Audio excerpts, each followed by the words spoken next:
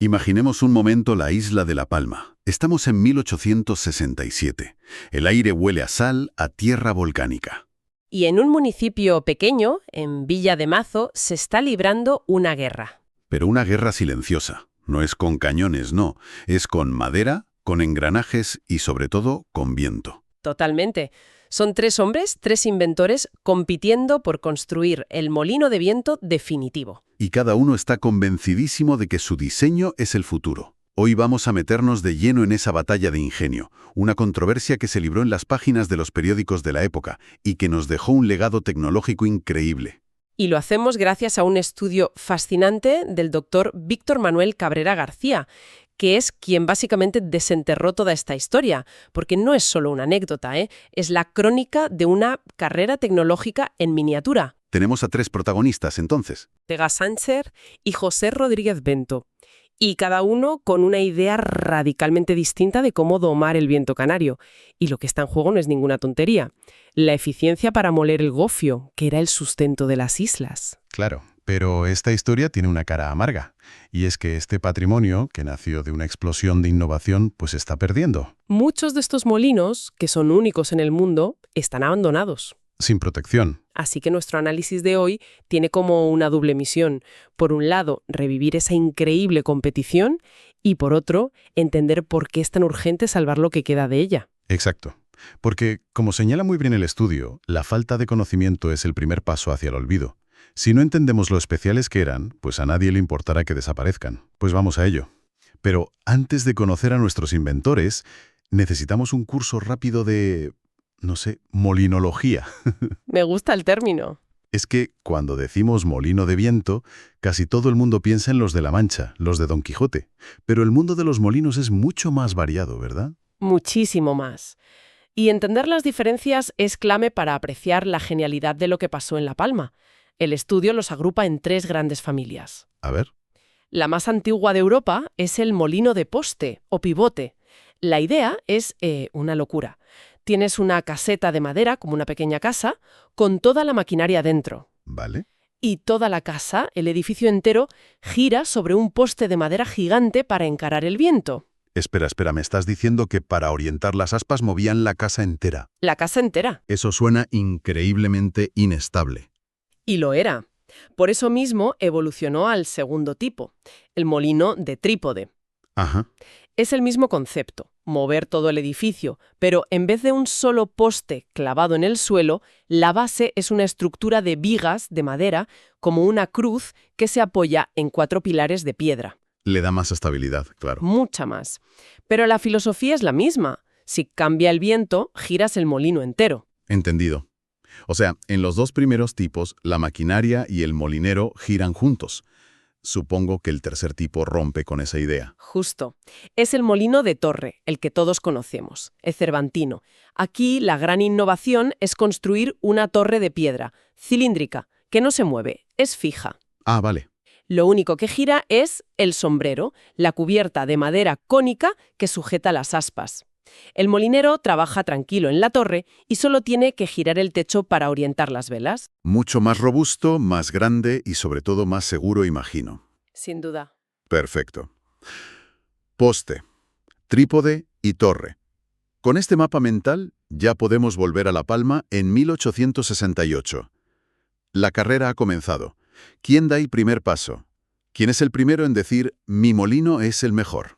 El primero en golpear es don Antonio Luis Hernández. Su molino entra en funcionamiento en marzo de 1867. Fue el pionero, el que abrió el camino. El primero. Pero su historia tiene un punto trágico. Tuvo muy mala suerte. ¿Qué pasó? Que en diciembre de ese mismo año, un temporal brutal se lo llevó por delante. No queda ni rastro de él, solo las descripciones de la prensa de la época, del periódico El Times. O sea que el pionero es borrado del mapa casi de inmediato. Vaya.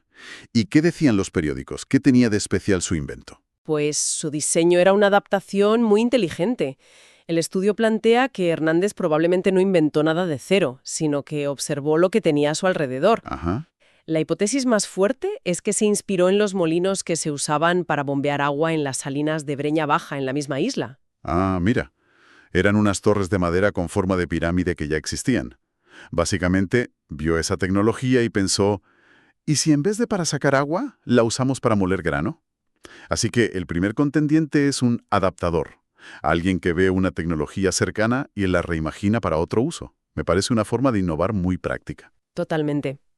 Y no solo miró en la isla, ¿eh? Es posible que también leyera revistas técnicas de la época, como la Gaceta Industrial, donde salían diseños europeos. Claro, se informaría. O incluso que tuviera acceso a tratados de ingeniería más antiguos, porque la mecánica que usó ya estaba descrita desde el Renacimiento, en bocetos de Leonardo da Vinci. Hernández fue un gran sintetizador de ideas. Si su molino original desapareció, murió su idea con él. ¿O alguien la recogió? Ahí está lo interesante. Su idea no murió. El estudio argumenta que su legado tecnológico pervivió. ¿Y dónde? El mejor ejemplo es el molino del Puerto de las Nieves en Agaete, en Gran Canaria. Es posterior, pero tecnológicamente es un heredero directo del de Hernández, una torre fija de madera y un sistema que permite orientar las aspas desde dentro. O sea que, aunque perdió la batalla a corto plazo por el temporal, su concepto dejó una semilla. Exacto. Una semilla que germinó en otras islas. Vale. El primer asalto es para Hernández, un pionero con mala suerte. Pero la competición no para. Justo cuando su molino es destruido, aparece el segundo contendiente, no para, don Isidoro Ortega Sánchez. Exacto. Y si Hernández era el adaptador, Ortega era el visionario, el de la alta tecnología. El visionario. Su prototipo se pone en marcha en diciembre de 1867 y es una auténtica revolución. Y lo mejor es que este sí se conserva. Está en Villa de Mazo y es una joya. Hablas de él con una pasión. ¿Cuál es el detalle que te hace pensar esto es de otro nivel para la época? Es que tiene tantos. Para empezar, en lugar de simples ejes de madera rozando, Ortega instaló rodamientos de cilindros para minimizar la fricción, algo increíblemente avanzado. Wow. Luego, diseñó un sistema de correas que le permitía usar la fuerza del viento para mover 2 juegos de piedras de moler a la vez. 2 a la vez. O sea, duplicaba la producción. Duplicaba la producción con un solo molino. He leído algo en el estudio que me ha dejado alucinado. Algo sobre un sistema de alarma, una especie de... ¿Automatización? Sí, es mi detalle favorito. Pura domótica del siglo XIX. Las tolvas donde se echaba el grano tenían un cristal para ver el nivel, pero lo genial es que conectó un sistema de timbres.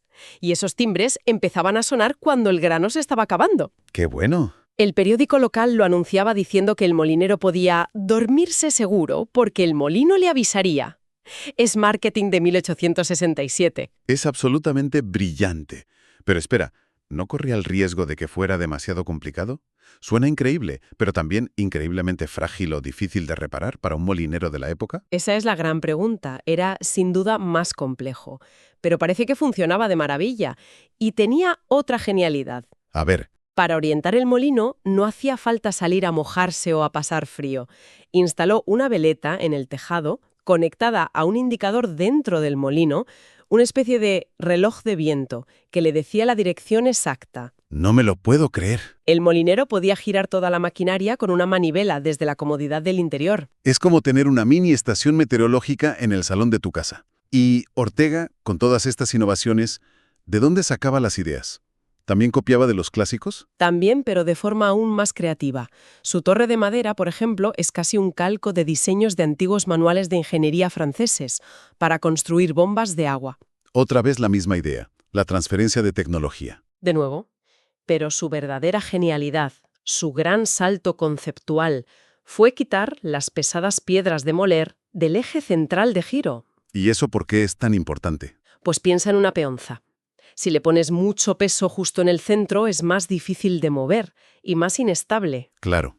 Al desplazar la maquinaria de molienda a un lado, liberó el eje central. Eso le dio una estabilidad estructural tremenda y de paso le dejó un montón de espacio libre para añadir más engranajes, correas y hasta su famoso sistema de timbres. Una solución de una elegancia increíble. Sí, posiblemente inspirada en cómo funcionaban las tahonas, los molinos de sangre. Fascinante. Ya tenemos al adaptador y al visionario de la alta tecnología. Nos falta el tercer hombre en esta disputa, don José Rodríguez Bento, que llega un poco más tarde a la fiesta, en junio de 1868. Si los otros dos son el adaptador y el visionario, Bento es el pragmático. El hacker. El hacker. Su solución es mucho más directa y probablemente mucho más barata. La descripción que tenemos es muy clara. Lo que hizo fue coger una tahona y ponerle un motor de viento. A ver, para quien no lo sepa, expliquemos qué es una tahona. Claro. Una tahona es un mecanismo simple, casi siempre dentro de un edificio, con una gran piedra que gira gracias a que un burro o un buey va dando vueltas, atado a un poste. El sistema de tracción animal de toda la vida. Ese mismo. Lo que hizo Bento fue, en esencia, despedir al burro, quitar el animal y engancharle en el techo un eje con unas aspas para que lo moviera el viento. Es una hibridación en toda regla.